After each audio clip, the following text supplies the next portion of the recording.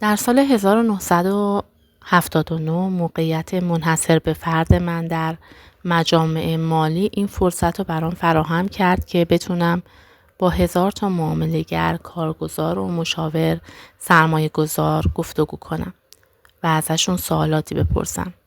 من مدیر اجرایی شرکتم که خدمات تحلیل‌های تکنیکال و بنیادی رو به معامله‌گرها و بازارهای آتی و سهام ارائه میده. من خود رو به عنوان آدمی که معتدل و بی‌طرفه میشناسم و به دیگران اجازه همصحبتی و گفتگوی آزاد میدم. از سال 1960 کار برای خودم رو آغاز کردم و به سرعت متوجه موانع روانشناختی نهفته در برابر معامله‌گری و مدیریت موفق سرمایه شدم.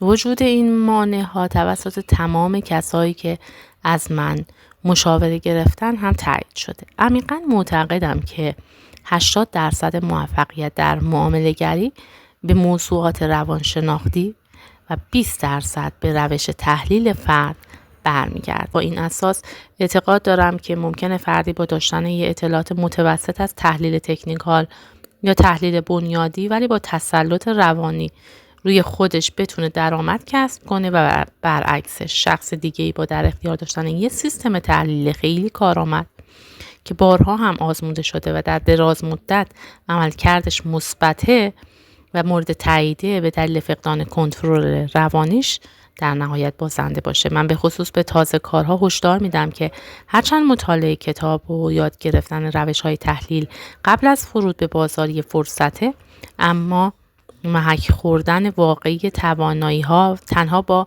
معامله‌های واقعی و تحت فشار روانی میسره و از این رو آهسته آغاز کنید. هر معامله‌ای رو با سوال کردن از خودتون بررسی کنید. چه چیزی محرک بود؟ چطور مدیریت کردم؟ معامله موفقی بود؟ سود بردم؟ چرا؟ اگه نه چرا زیان کردم؟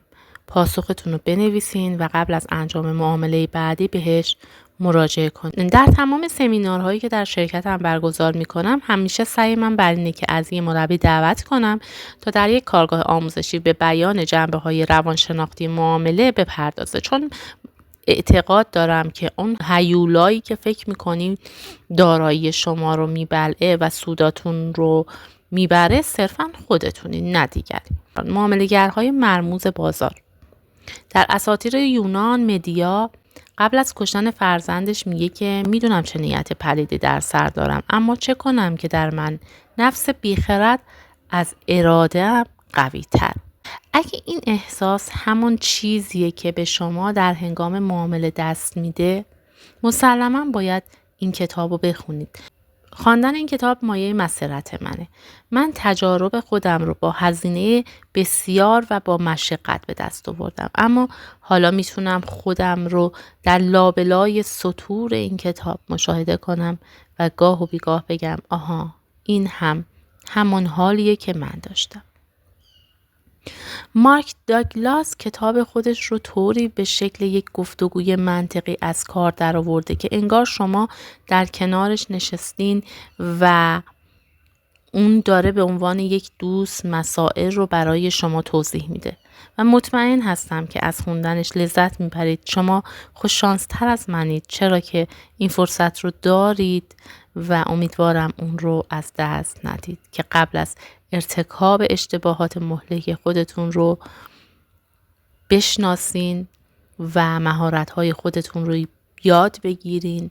معامله‌گرانی که وقت صرف میکنن تا بیندیشن و آمادگی کسب کنن در بازار دوام میارن و احتمالاً کامیاب میشن. تیموسی اسلاتر.